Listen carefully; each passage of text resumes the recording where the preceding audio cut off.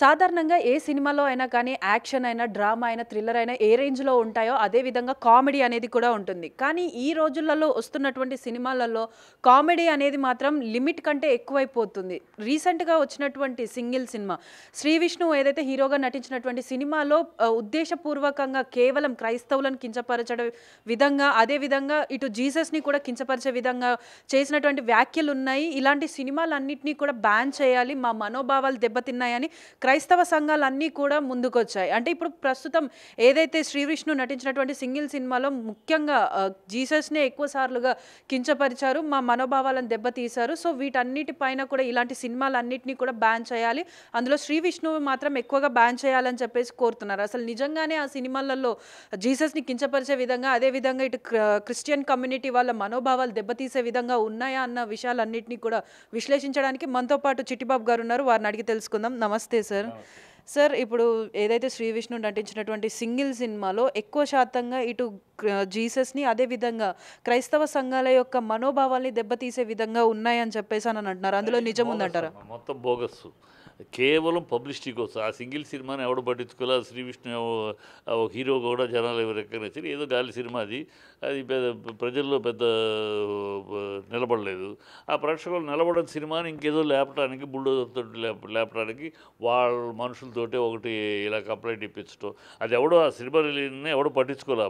ఇప్పుడు కొత్తగా దాన్ని ఎవడో అసలు ఆ పాటను పట్టించుకోలే, ఆ సినిమానే పట్టించుకోలే. ఇప్పుడు ఏదో ఆ పాటను పట్టించుకున్నట్టు, అది ఆ పాటను ప్రజల్లో బాగా ప్రబలమైనట్టు, ప్రజలు ఏదో ఫీల్ అయిపోతున్నట్టు, ఎంత క్రియేటెడ్ వీళ్ళ పబ్లిసిటీ కోసం పబ్లిసిటీ స్టంట్లు తప్పితే ఏమీ లేదు. అసలు అసలు ఈ కామెంట్లు కామెడీ చేసి ఎదవనే చెప్పు తీసుకుని కొట్టాలి. వాడు నువ్వు హిందువు అయితే నీ హిందూ ధర్మాన్ని చెప్పు, హిందూ ధర్మాన్ని గొప్పగా చెప్పుకో. ఇంకొక ధర్మాన్ని విమర్శించే నైతిక హక్కు నీకు ఎక్కడిది? సన్నాసి బుద్ధులు తప్పితే అది క్రిస్టియన్ అయినా, ఫాస్టర్ అయినా, ముల్లా అయినా, పంతులైనా మీ మతం యొక్క గొప్పతనాన్ని చెప్పండి, మీ మతంలో ఉన్న గొప్ప విషయాలను చెప్పండి, మీ ప్రజలకు అవి చెప్పండి.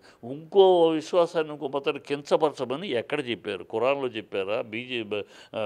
బైబిల్లో చెప్పారా? భగవద్గీతలో చెప్పారు? ఎక్కడ చెప్పారు? ఎక్కడన్నా చెప్పారా? ఇతర మతాలని, ఇతర విశ్వాసాలని కించపరచండి, అప్పుడే మన యొక్క మతం యొక్క ఔన్నత్యం పెరుగుతుందని ఎక్కడ చెప్పారా? ఈ సన్నాసులు, బుద్ధి జ్ఞానం లేని ఎదవలేళ్ళు, కడుపుకు అన్నదిన ఎంతసేపు ఏదో ఇలాంటి చెత్త చేయటం. వాళ్ళ జ్ఞానశూన్యులు, అజ్ఞానులు.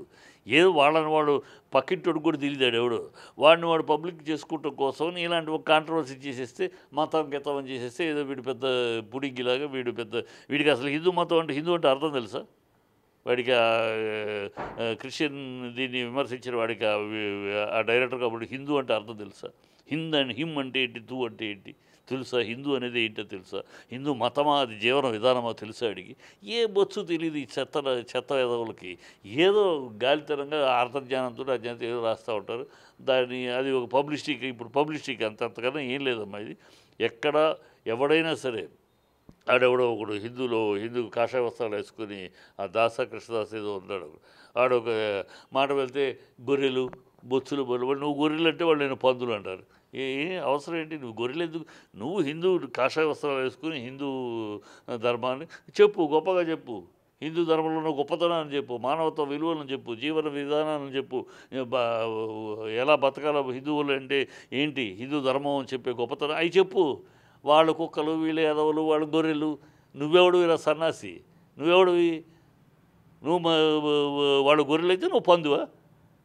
పిచ్చి వాగుళ్ళు, ఇలాంటి సన్నాసి వాగుళ్ళు వాగుతూ ఉంటారు. వాడెవడో అజయ్, వాడొకడు వాడు నువ్వు బైబిల్ ఏం చెప్పారు? నువ్వు నిజమైన క్రైస్తవుడు? బైబిల్ ఏమని చెప్పారు? జీసస్ లాస్ట్లో తన 12 మంది శిష్యులు సువార్త ప్రకటించండి అన్నాడు, అంతే. సువార్త ప్రకటించండి అన్నాడు, కానీ మత మార్పిడి చేయమని కానీ ఇంకోటి కానీ చెప్పలా. నా సువార్త ప్రకటించండి, నేను అది దాని ఫలితం నేను చూసుకుంటాను అన్నట్టు సువార్తను ప్రకటించాలి. అదే మీ పని. మీరు దేవుని సువార్తను ప్రకటించడమే మీ పని. అంతేగాని అది ఎక్కడ ఒక చోట శిష్యులు వచ్చి వీడు అడ్డుకుంటారు, కొంతమందిని అడ్డుకుంటే వాడు వచ్చి జీసస్ దగ్గర అడ్డుకుని ఏంటనంటే, జీసస్ అడ్డుకున్నారు ఎందుకనంటే వాళ్ళు మనవాళ్ళు కాదండి అంటారు. అప్పుడు జీసస్ ఏమన్నాడు? మనవాడు కాలేకపోయినా సరే వాడు నన్ను విశ్వసించకపోయినా సరే మనకు దూషించినంత వరకు మనవాడే, దూషించినంత వరకు నా మనుషులే, నా జనులే వాళ్ళు అని అంటాడు. మరి బైబిల్లో అలాంటి వార్తలు చదివిన మీకు బుద్ధి జ్ఞానం ఉందా? ఎదుటి మతాలని, ఎదుటి విశ్వాసాలని, నీ మతంలో దాని విశ్వాసాలని కించపరిచి మాట్లాడు ఇలా చెప్పు తీసుకుని కొట్టాలి. నడ్డి రోడ్డు మీద ఈ మతాల మీద ఇతర మతాలని, ఇతర విశ్వాసాలని తప్పు చేసి మాట్లాడే వీళ్ళని ఏ మతం వాడినా నడ్డి రోడ్డు మీద బట్టలు ఉడిది చెప్పు తెగేదా కొట్టాలి. అప్పుడు కానీ ఇలాంటి దౌర్భాగ్యం వల్ల సమాజం అనవసర వాళ్ళలు వీడికి ఏమీ తెలియదు. ఆ వాగే ఎదవులకి ఏమీ తెలియదు. బైబిల్ తెలియదు, ఖురాన్ తెలీదు, భగవద్గీతలు తెలియవు, రామాయణ భాగవతాలు ఏమీ తెలియవు. ఊనే పిచ్చి వాగుడు, పిచ్చి కోతలు, వీధి కుక్క పిచ్చి కుక్క మురిగినట్టు మురుగుతూ ఉంటారు. ఇలా నిజంగా చెప్పు తీసి తనాలి, ఒక్కొక్క నడి రోడ్లో నిలబెట్టి తనాలి. మరొక్కసారి ఇంకో మతం గురించి మాట్లాడద్దు. నీ మతం గురించి నువ్వు మాట్లాడు, నీ విశ్వాసాన్ని గురించి చెప్పుకో అంతే. ఇతర విశ్వాసాల గురించి కించపరిచి మాట్లాడద్దు. నువ్వెవడివి? నీ అంత జ్ఞానివి కాదు, అంత విజ్ఞానివి కాదు, అంత విషయ పరిజ్ఞానం ఉన్నవాడివి కాదు. ఆఫ్టర్ ఆల్ కోన్కేస గొట్టం గడివి నీకేం నాలెడ్జ్ ఉందో నువ్వు ఇతర విశ్వాసాల గురించి మాట్లాడుతావు? నీకేం తెలుసని ఊరేదో నోటికి వచ్చింది మాట్లాడటం. ఒకడేమో రాముడు పాయసానికి పుట్టాడు అంటే, వీడేమో జీసస్ అసలు ఎవరికి పుట్టారో తెలీదు, మొగుడు లేకుండా బిడ్డనగా ఉంది. ఇవన్నీ దాని యొక్క అంతర్ధానం ఏంటి? పాయసం రాముడు పుట్టడానికి ఒక వెనకాల ఉన్న కథ ఏంటి? దాన్ని ఎందుకు అలా చెప్పారు? ఎందుకు అలా వచ్చింది? అది ఏమన్నా తెలుసా అయితే వీళ్ళకి? అంతర్లీనంగా ఉన్న దాని భావం ఏంటో తెలుసా? అలాగే జీసస్ మేరీ కడుపున ఎందుకు పుట్టాడు, ఎలా ఏ కారణం చేత కన్యక జన్మనిచ్చింది ఎందుకు తెలుసా? ఊనే పైపైకి కన్యక మొగుడు లేకుండా పుట్టాడు పాయసాన్ని పుట్టి పిచ్చదోలు, హాఫ్ నాలెడ్జ్ సెన్స్లెస్ ఫెలోస్. ఒక్కొక్క వాక్యములో ఈవెన్ ఖురాన్ అయినా బైబిల్ అయినా అట్లో అయితే వాళ్ళ యొక్క ఒక్కొక్క విషయం, ఒక్కొక్క మ్యాటర్కి ఒక్కొక్క నిర్దిష్టమైన అంశం ఉంటుంది. అది స్టడీ చేయాలి. అది నువ్వెవడివి? హాఫ్ నాలెడ్జ్ ఫెలో దేనికి తేడా తెలియని సన్నాసులు మీరు. సన్నలు ఏదో ఒకటి నోటికి వచ్చింది వాగేయటం, నిలబెట్టి కూర్చోబెడితే ఏంటని చెప్పరాదని అంటే ఒక్క నోరు మెదపలేరు. ఈ సన్నాసులలో ఈ దౌర్భాగ్యం ఇది. ఈ సన్నాసుల ముందు వాడేమన్నాడు వీడేమన్నాడు అసలు ఈ ఇతర మతాలని, ఇతర విశ్వాసాల గురించి కించపరిచి మాట్లాడి ఎవడినైనా, వాడు హిందూ అయినా, క్రిస్టియన్, ముస్లిం ఎవడైనా సరే, హిందువులకి ఏం రైట్ లేదు. హిందువులు మాత్రం ఇతర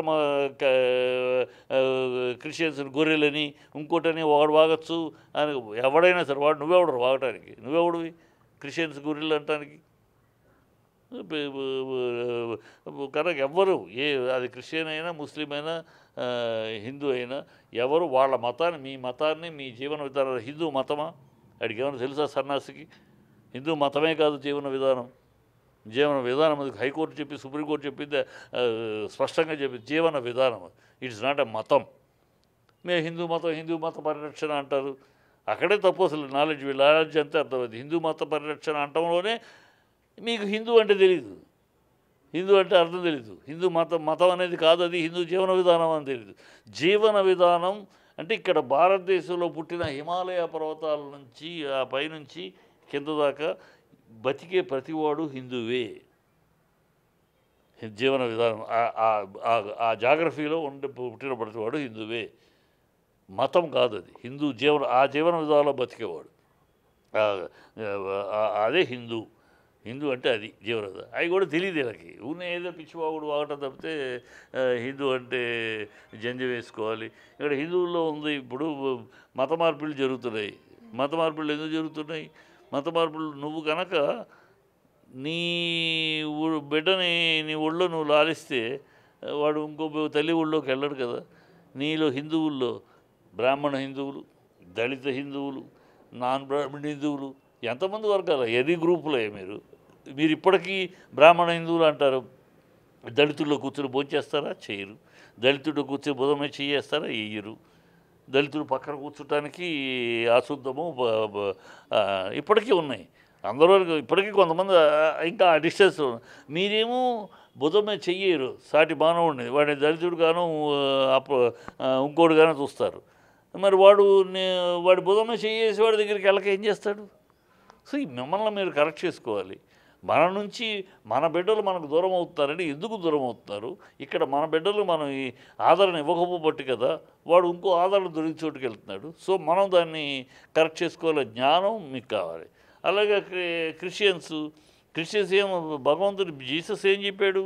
వెళ్ళండి, డబ్బులు ఇవ్వండి, అవి ఇవ్వండి, మతాలు మార్చమని చెప్పాడా? ఎక్కడన్నా బైబిల్లో అలా చెప్పాడా? ఎక్కడ చెప్పాడు? నా వాళ్ళని నేను ఎత్తుక్కుంటానన్నాడు ఆయన. నా జనులు నాకు తెలుసు, నా జనులు నేను తీసుకుంటాను. మీరల్లా చేయవలసింది నా సువార్త ప్రకటించండి అంతే. తర్వాత కార్యక్రమం మీరు అంటున్నారు సువార్త ప్రకటించండి అని మాత్రమే చెప్పాడు బైబిల్లో అని చెప్పి. ఇదే మీరు అన్నటువంటి ఆ పాస్టర్ అజయ్ ఎవరైతే ఉన్నారో ఆయన బైబిల్ని కూడా ఒక అనరాని మాట అన్నాడు. అదేవిధంగా కొంతమంది ఇప్పుడు సోషల్ మీడియాలో చూసుకున్నప్పటికీ కూడా మీరు జీసస్ని నమ్ముకోండి అని చెప్పి కొంతమంది హిందువుల దగ్గరికా లేకపోతే వేరే ఎక్కడికైనా వెళ్ళి కూడా ఇలా ప్రచారం చేస్తున్నారు. అంటే ఇవన్నీ కూడా ఇలాంటి ఎఫెక్ట్కి కారణం అనుకోవచ్చా? అది వీళ్ళు అర్భకులు. అబ్బా అమ్మ వద్దు వద్దంటే అర్ధరాత్రి అమావాస్య నాడు పుట్టిన అర్భక జాతి ఇది. వీళ్ళు వీళ్ళు వీళ్ళు వీళ్ళ మతానికి ద్రోహులు తప్పితే వాళ్ళ మతానికి వాళ్ళు ద్రోహులు తప్పితే ఆ మతానికి ఏమాత్రం ప్రయోజనం లేని సన్నాసులు వీళ్ళు. గాలివాగుళ్ళు అవుతారు తప్పితే వీళ్ళకి ఏమీ తెలియదు. బైబిల్ బైబిల్ పట్టుకుని చదివేవాడికి బైబిల్ యొక్క పవిత్రత ఏంటి, గాస్పెల్ వర్డ్ అని ఎందుకన్నారు బైబిల్ని? ఎక్కడన్నా మామూలు సమాజంలో కూడా ఎక్కడ నిజం మాట్లాడితే గాస్పెల్ ట్రూత్ అని అంటారు. ఎందుకంటారు దాన్ని? గాస్పెల్ ట్రూత్ కింద ఎందుకు అన్నారు? దాని యొక్క ఇది ఏమి తెలియదు వీళ్ళకి. ఊనే బైబిలు సిలువ అని తప్పితే బైబిల్ యొక్క విలువ ఏంటి, బైబిల్లో ఉన్న పరమ సత్యాలు ఏంటి, అలా గీతోపదేశంలో ఉన్న గొప్పతనం ఏంటి, ఖురాన్లో ఉన్న మంచి విశేషాలు ఏంటి, ఇది తెలియ వీళ్ళకి. అవి అంత డెప్త్ ఆఫ్ ఇది లేదు. పైకి వీడు జెండా ఎగరేసుకుంటారు. వీడి పేరు హిందువుల కోసం పరిరక్షణ కోసం పోరాడుతున్న యాదవ ఒకడు అజయ్. ఎవడో అజయ్ సన్నాసి గన్నా ఎవడో నీకు తెలుసు మొన్నగా? ఇప్పుడు తెలుసు. అలాగే ఒక సంవత్సరం క్రితం వరకు ఆడున్నాడు కదా, గొర్రెలు అంటూ ఉంటాడు కాషాయ వస్త్రాలు వేసుకుని. మనోహర్ ఎవరు తెలుసా వాడికి? సంవత్సరం క్రితం వరకు ఈ క్రిస్టియన్స్ తిట్టడం మొదలెట్టిన కాడ నుంచి వాడికి ఒక వర్గం. ఒకళ్ళని తిట్టడం ద్వారా నువ్వు గొప్ప ఏమిటయ్యా? ఒకళ్ళని కించపరచడం ద్వారా నీ మతం గొప్పది, నీ విశ్వాసం గొప్పది అంటాడు బుద్ధి లేని సన్నాసులు. నీ మతంలో ఉన్న గొప్పతనాన్ని, నీ విశ్వాసంలో ఉన్న గొప్పతనాన్ని చెప్పు. ఒకళ్ళు కించపరచడం వాళ్ళు ఎదవా కనుక నేను గొప్పడ్డా, వాళ్ళు ఎదవలు నేను గొప్ప, అందువల్ల నేను గొప్పని అవుతాను. ఈ సన్నాసులు ఇలాంటి వాళ్ళంతా దరిద్రుల వల్ల సమాజంలో ఇలాంటి అనవసరపు ఇవి వస్తూ ఉంటాయి. ఇలాంటి వాళ్ళంతా నడువుళ్ళు చెప్పు తీసి కొట్టాలి. మనం ఏమన్నా కొట్టారు కర్రీ అతను ఒకడు నాస్తికుడు హిందూ దేవుని తిరుగుతూ ఉంటాడు. వాడు నడిపి కొడితే చేతులు ఎత్తేసి దండం పెట్టి కాళ్ళు పట్టుకుని నేను మళ్ళీ మా దేవుళ్ళని గురించి తిట్టడం ఎందుకు? తిట్టడం ఎందుకు? కొట్టించుకోవడం ఎందుకు? మళ్ళీ క్షమాపణ చెప్పలేదు. నువ్వు దేవుళ్ళని తిట్టడం ద్వారా ఏమి సాధిస్తున్నావు? ఎవరు మనోభావాలు దెబ్బతీయటం వల్ల నీకు వచ్చే గొప్పదని, నీ మేధస్సు గొప్పది అనుకుంటారా? తిట్టడం గొప్పతనం కాదమ్మా. ఒకళ్ళని విమర్శించడం గొప్ప కాదు. అది మేధాశక్తి అన్నారు. ఈ మొండమొబ్బులు తెలుసుకోవాల్సింది అది. ఒకళ్ళని గొర్రెలు అంటాము, ఒకళ్ళని ఇది అంటాము, తద్వారా వాళ్ళు ఏదో మేధావులు అవుతారు, వాళ్ళు పరిరక్షకులు అవుతారు అంటే వాళ్ళ కర్మ భ్రమ. వాళ్ళు భక్షకులే. ఆ జీవన విధానానికి, హిందూ జీవన విధానానికి, ఆ క్రైస్తవ బోధలకి, అల్లా దీనికి ద్రోహం చేసేవాళ్ళు అవుతారు. వాళ్ళ మతాలకు వాళ్ళు ఏదో మంచి చేస్తున్నారు, ద్రోహం చేస్తున్నారు, అనవసరంగా వైషమ్యాలకు దారితీశారు. వాళ్ళ నడి రోడ్లో నువ్వు అశుద్ధంతో అభిషేకం చేసి ఉమ్ముల వర్షం కురిపించి చెప్పు తెగేదాకా కొట్టాలి ఇలాంటి. అప్పుడే ఇలాంటి బుద్ధులు ఆగుతాయి. సో అంటే ఇప్పుడు మనం జనరల్గా సోషల్ మీడియాలో చూసుకున్నా కానీ ఎక్కడ చూసినా కానీ క్రైస్తవులు అని అంటే మేము నడక లేని వాళ్ళకి నడిపిస్తాము, గుండె జబ్బులు ఉన్న వాళ్ళకి క్యూర్ చేస్తాము, రీసెంట్గా కొత్తగా ఏంటంటే జాబులు కూడా మేము ఇప్పిస్తాము, మీరు అక్కడ అంటే ఏదో అక్కడ స్టేజ్లో ప్రేయర్కి కూర్చున్నప్పుడు లేకపోతే మీటింగ్లో కూర్చున్నప్పుడు పలానా కలర్ డ్రెస్ వేసుకున్న అమ్మాయికి పలానా కలర్ డ్రెస్ వేసుకున్న అబ్బాయికి మీకు జీసస్ జాబ్ ఇచ్చేస్తున్నాడు అని ఇలా అంటే టాలెంట్ మీద లేకున్నా కానీ జాబ్స్ వస్తున్నాయని ఇలా ఒక క్రిస్టియన్స్ మీద అనొద్దమ్మా. అది అందరూ చేస్తున్నారు. జీసస్ అనే కొబ్బరి నూనె పెట్టి ప్రేయర్ చేస్తున్నాం, లేస్తున్నాడు వాళ్ళు చేస్తున్నారు. అలాగే తాయెత్తు కట్టేసి పరిగెడుతున్నారు, బెడ్రూమ్ డెత్ బెడ్ నుంచి లేచేసారని ముస్లిమ్స్ చేస్తున్నారు దర్గాల్లో. అలాగే హిందువులు స్వాములు ఎన్నో చేస్తున్నారు. నీకు ప్రెగ్నెంట్ కావాలంటే చేయి పెట్టి పూజ చేస్తాం, హోమం చేస్తాం, మీకు బిడ్డలు పుట్టేస్తారు. మరి ఇన్ని హోమాలు ఇన్ని చేసేవాళ్ళు వరదలు వర్షం రాకుండా ఇద్దరు రాకుండా హోమం చేయొచ్చు కదా. మంత్రాలకు చిత్రకాలు ఇవన్నీ అందరూ చేస్తున్నారు. ఇది ఒక పిచ్చి వెరిలా కదా, ఆదాయ వనరులు అయింది. ఇదేంటంటే ఎందుకు చేస్తున్నారు? అది ఒక ఆదాయం. కోటి విద్యలు కూటి కొరకే అన్నట్టు ఇది ఒక విద్య. 4 రూపాయలు సంపాదించుకోవడానికి ఇది ఒక విద్య. కోటి విద్య ఒక విద్యలాగా డబ్బులు సంపాదించుకునే ఆదాయ వనరులుగా చూస్తూ వాడుకుంటున్నారు. తప్పితే దీంట్లో భక్తి రక్తి ఏమీ లేదమ్మా. సో అంటే ఇప్పుడు మీరు అన్నారు ఇది కేవలం పబ్లిసిటీ స్టంట్ కోసమే అని. అంటే సినిమా పబ్లిసిటీ అంటే కదా ఆదాయ అంటే ఈ సినిమా రిలీజ్ అవ్వకుండా ముందే ఇది రీల్స్లలో కానీ ఇన్స్టాగ్రామ్లో కానీ యూట్యూబ్లో కానీ ఎక్కడ చూసినా కూడా ఈ మూవీకి సంబంధించినటువంటి ప్రమోషన్స్ అయినా వీడియో క్లిప్స్ అయినా కూడా వైరల్ అయిపోయాయి. ఇప్పుడు దీన్ని అంటే ఒక క్రిస్టియన్ మతాన్ని అడ్డం పెట్టుకొని వాళ్ళు ప్రమోషన్స్ చేసుకొని ఇప్పుడు పబ్లిసిటీ స్టంట్ అని ఎలా అనుకుంటాం? ఎందుకు అనంటే ఇక్కడ క్రైస్తవ సంఘాలే మనోభావాలు దెబ్బతిన్నాయని కంప్లైంట్ ఇచ్చింది అంటున్నారు. అమ్ముడు పోవాలా? ఓటీటీకి మామూలుగా ఇలాంటి సినిమాలు కొనరు. ఓటీటీ పెద్ద హీరోల సినిమాలతో ఇలాంటి సినిమాలకి ఎవడో కొనడు. సో దీనికి ఏదో ఇలాంటి ఒక కాంట్రవర్సీ క్రియేట్ చేస్తే ఓటీటీ రేటు పలుకుద్ది అంతే. అంటే కేవలం అంటే బిజినెస్ కోసం తప్పితే ఎవడమ్మా ఆ సినిమాని పట్టించుకున్నాడు?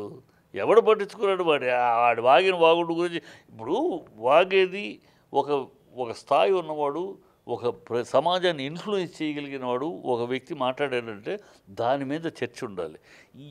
వీడు గన్నాయిగడు అడ్రస్లు నాకు వీడి మాటను పట్టించుకున్నాడేవాడు, వీడి మాటని ఇన్ఫ్లుయెన్స్ అయ్యేవాడేవాడు. ఈ గన్నాయి మాటలు, ఈ సొల్లుగాడి మాటలు అదేదో అయిపోయినట్టు మతానికి జీసస్ కానీ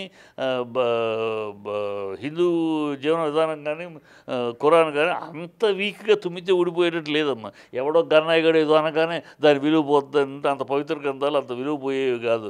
ఈ సన్నాసులు వీళ్ళ బతుకులు అంతే. వీళ్ళ వాగుళ్ళ వల్ల అదేదో అయిపోద్ది మా మనసుగా. అందరూ ఊరినే గాయపడుతూనే ఉంటాయి. మాట్లాడటానికే ఉంది. గాయపడింది ఎందుకు గాయపడింది? ఎప్పుడు గాయపడింది? ఇప్పుడు ఆ సినిమా రిలీజ్ అయ్యి ఎందుకు పనికి రాకుండా చాలా జనాలు ఏం పట్టించుకోకపోతే ఇప్పుడు దాన్ని ఓటీటీలోకి లిఫ్ట్ చేయడం కోసం గాయపడిందా? ఇవన్నీ డ్రామాలు, ఇవన్నీ వాళ్ళ సినిమా బిజినెస్ ప్రమోషన్ కోసం చేసే డ్రామాలు తప్పితే నథింగ్. ఎవడు మనసు గాయపడటం కాదు, ఇంకోటి కాదు. ఎవడు ఆ గాయపడిన వాడిని రమ్మని చెప్తారు. ఎక్కడ గాయపడ్డాడు, ఎందుకు గాయపడ్డాడు? వీడు తీసిన వాడిని ఏ ఉద్దేశం తీశాడు నీకేం తెలుసు? అసలు జీసస్ గురించి కమెంట్ చేశారు. జీసస్ గురించి నీకేం తెలుసు అడుగుతాను, చెప్పమానండి. జీసస్ అంటే ఏంటి అసలు? జీసస్ గురించి నీకేం తెలుసు? ఏం తెలిసి మాట్లాడుతున్నావు నువ్వు? అసలు జీసస్కి క్రిస్టియన్స్కి ముస్లిమ్స్కి ఉన్న బంధం ఏంటి? వాళ్ళిద్దరి మధ్య విరోధం ఏంటి? ఏమిటి నీకేం తెలుసు? హాగరు సంతానం ఎవరు? సారా సంతానం ఎవరు? అబ్రహాము ఇబ్రాహీము రెండు ఒకటి. వాళ్ళకి అబ్రహాం అంటారు, వీళ్ళకి ఇబ్రాహీం. ఏంటిది ఈ కథా కమామిషి ఏంటి? ఏమన్నా తెలుసా సన్నాసులకి? రమణని మాట్లాడదాం, రమణ పిలవండి. ఏంటి అసలు నీకేం తెలుసు హిందూ క్రిస్టియానిటీ గురించి నువ్వు మాట్లాడటానికి? నీకేం తెలుసు హిందువుల గురించి మాట్లాడటానికి? హాఫ్ నాలెడ్జ్ అర్బకప్ నాలెడ్జ్తో పెట్టుకుని ఏదో వాగేయటం. వీళ్ళ పీనట్స్. వీళ్ళ మాటలు ఎప్పుడు కూడా సమాజాన్ని ఎప్పుడు మనం మాట్లాడాలి? సమాజంలో ఒక ఇన్ఫ్లుయెన్స్ చేయగలిగారు. ఒక చాగంటి గారు ఉన్నారు. ఒక చాగంటి గారు ఇలా మాట్లాడారు అనుకో, అప్పుడు చర్చిస్తాం. ఏమంటే చాగంటి గారు మీకు విషయ పరిజ్ఞానం ఉంది, అన్ని గ్రంథాల మీద ఉంది, ఎట్లా మాట్లాడారు ఈ విషయానికి చెప్తాడు. ఆయన దాని ఆధారం చెప్తాడు, లేకపోతే క్షమాపణ చెప్తాడు. వాళ్ళు ఎందుకంటే ఆయన అలాంటి వాళ్ళు ఇన్ఫ్లుయెన్స్ అవుద్ది. వాళ్ళ వల్ల ఒక 10 మంది మారుతారు. అది మనం అలా వీళ్ళ వల్ల అలాంటి ఇన్ఫ్లుయెన్స్ బాపతులు కాదు. వీళ్ళ పేరే పక్కింటోడు తెలియదు, రూపమే పక్కింటోడు తెలియదు. అందుకని వాళ్ళు పబ్లిసిటీ చేసుకుంటారని చేసే దౌర్భాగ్యపరంగా తప్పితే nothing more than that. Thank you sir. So చూస్తున్నారు కదా, అంటే ఈ సినిమా ఏదైతే సింగిల్ అనే సినిమా ఉందో అది కేవలం ఓటీటీలో రావడానికి, ఇంకా ప్రజల ఆదరణ పొందడానికి ఏదో పబ్లిసిటీ స్టంట్ చేస్తున్నారే తప్ప ఇలా మనోభావాలు దెబ్బతినే విధంగా అయితే ఏది లేదు అని. ఇంకొక అసలు విషయం చెప్పారు. ఇప్పుడు దీంట్లో ఇంకోటి మనం అందరూ తెలుసుకోవాలి. ఈ మతాల్లో కూడా ప్రముఖులైన వాళ్ళు ఎవరైనా మాట్లాడుతున్నారా? ఇప్పుడు పాల్ దినకరన్ దీంట్లో జీసస్ కాల్స్ ప్రపంచవ్యాప్తంగా ఉన్న ఆర్గనైజేషన్. డీజేఎస్ దినకర్, నా ఇంట్లో డీజేఎస్ దినకర్ ఫోటో, పాల్ దినకర్ గారు. వాళ్ళు ప్రపంచవ్యాప్తంగా క్రైస్తవ బోధకులు. వాళ్ళ నోటెంబటి ఎప్పుడు ఇలా రావు. వాళ్ళ నోటెంబటి ఎప్పుడు ఆయన కానీ ఈవెన్ ఈయనున్నాడు కదా కలవరి, వాళ్ళు ఎప్పుడన్నా ఇతర మతాల గురించి మాట్లాడటం విన్నారు ఎప్పుడు? కేవలం బైబిల్లో వాక్యం దేవుని సందేశమే చెప్తారు. దాన్ని సమాజానికి అన్వయించి ఇలా ఉండాలని చెప్తారు. అది పెద్ద వాళ్ళు, ఎందుకంటే వాళ్ళ ఇన్ఫ్లుయెన్స్, వాళ్ళ దగ్గరకు వేలాది మంది వస్తూ ఉంటారు. ఇప్పుడు ఒక మీటింగ్ పెడితే పాల్ దినకరన్ మీటింగ్ పెడితే లక్షల మంది వస్తారు. సో ఆ లక్షల మందిలో ఇన్ఫ్లుయెన్స్ అయ్యే అవకాశం ఉంది. అందుకని వాళ్ళు బాధ్యతగా మాట్లాడతారు. వాళ్ళ దేవుని గురించి చెప్తారు, వాళ్ళ దేవుని వాక్యాన్ని గురించి చెప్తారు. అలాగే చాగంటి గారు కానీ ఇంకోళ్ళు కానీ హిందువులు వాళ్ళ మన దీని గురించి చెప్తారు, మన శాస్త్రాలు, మన వాటి గురించి, వాటి అవినీతి గురించి చెప్తారు. అంతేగాని ఇతర మతాల గురించి వాళ్ళు చెప్పరు. ఈ అర్భకులే ఇలాంటి పనులు చేసేది. విషయం ఉన్నవాళ్ళు, 10 మందికి విషయ పరిజ్ఞానం ఉన్నవాళ్ళు చాలా గౌరవంగా ఏమి చెప్పాలో చెప్తారు. ఒకవేళ ఉందనుకో, బైబిల్లో కూడా తప్పు ఉందనుకో, దాన్ని కూడా విశ్లేషించి కరెక్ట్గా చెప్తారు. ఇక్కడ బైబిల్లో చెప్పారు కానీ అదే బైబిల్లో మరి ఇలా ఉంది, దీనికి అర్థం ఏంటి అని కూడా అలా కొన్ని సందర్భాలు చర్చ. అది విమర్శ కాదు. అది విమర్శ కాకుండా దానికి జ్ఞాన సంపద కోసం చేసే చర్చ. అలాంటివి చెప్తే వాళ్ళు ఎప్పుడు ఇతర మత విశ్వాసాలు కించపరిచి అవమానపరిచి వీళ్ళలాగా చిల్లరతనంగా చేయరు. నాకు చాలామంది పరిచయం ఉన్నారు. క్రిస్టియన్స్లో పెద్ద పెద్ద నాయకులు, లీడర్స్ పరిచయం ఉన్నారు. హిందువుల్లో చాలామంది పరిచయం ఉన్నారు. ముస్లిమ్స్ కూడా మొల్లాలు చాలామంది నాకు బాగా తెలుసు. ఫోటోలు కూడా ఉంటాయి నా టేబుల్ మీద. అందరితో ఆ స్థాయి వాళ్ళు వేరు. ఆ స్థాయి వాళ్ళు ఏమి చెప్పాలో అది చెప్తారు. వాళ్ళ దేవుని గురించి, వాళ్ళ విశ్వాసాల గురించి, వాళ్ళ ఘనతను గురించి, వాళ్ళ గొప్పతనం గురించి చెప్తారు. అది స్వీకరించే వాళ్ళు స్వీకరిస్తారు, లేదంటే లేదు. అందుకని వాళ్ళు ఇతర మతాలకు కించపరిచి మాట్లాడరు. వాళ్ళ మతాల గురించి చెప్తారు. అది బైబిల్లో అదే చెప్పాను. మీరు చెప్పాల్సింది చెప్పండి, మీ తర్వాత కార్యక్రమం నాది, మీకు సంబంధం లేదు. సువార్త ప్రకటించే వరకే. తర్వాత నా జనులను నేను తీసుకునే బాధ్యత నాది. ఆయన చూసుకుంటాడు. మిమ్మల్ని ఎవరు ఆయన చెప్పలా. అలాగే హిందూ మతం బోధనే. హిందూ మతం కాదు, హిందూ జీవన విధానం. అది వ్యాస్ట్ సముద్రం. హిందూ జీవన విధానం అనేది ఒక సముద్రం అంతటి. దాంట్లో ఈ మొండమొబ్బులు వీళ్ళెవరమ్మా?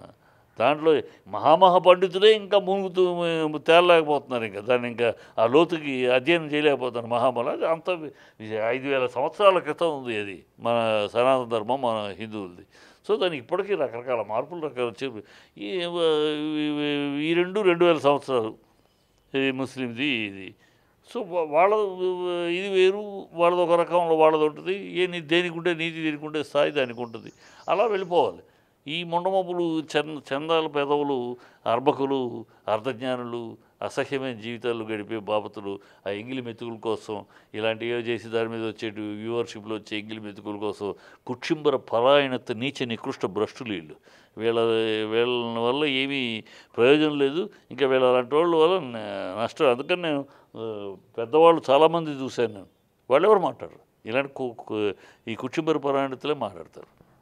సో అంటే ఏదైతే ఇప్పుడు సింగిల్ సినిమా పైన వస్తున్నటువంటి విమర్శలు ఏవైతే ఉన్నాయో అవన్నీ కూడా కంప్లీట్లీ పబ్లిసిటీ స్టంట్ తప్ప ఇంకేం లేదు. అంటే ఎవరు కూడా ఏ ఒక్క మతాన్ని కించపరచాలి, పరాయ మతాన్ని గురించి చెడుగా మాట్లాడాలని చెప్పేసి ఎక్కడా కూడా లేదు. ఎవరు పాటించేటువంటి జీవన విధానం వారిది. ప్రతి ఒక్కరి మతాన్ని కానీ కులాన్ని కానీ మనం రెస్పెక్ట్ ఇవ్వాలి. అదేవిధంగా అందరం కూడా కలిసే ఉండాలి అని చెప్పేసి అయితే చిట్టిబాబు గారు చెప్తున్నారు. For more videos like this, subscribe Big TV channel.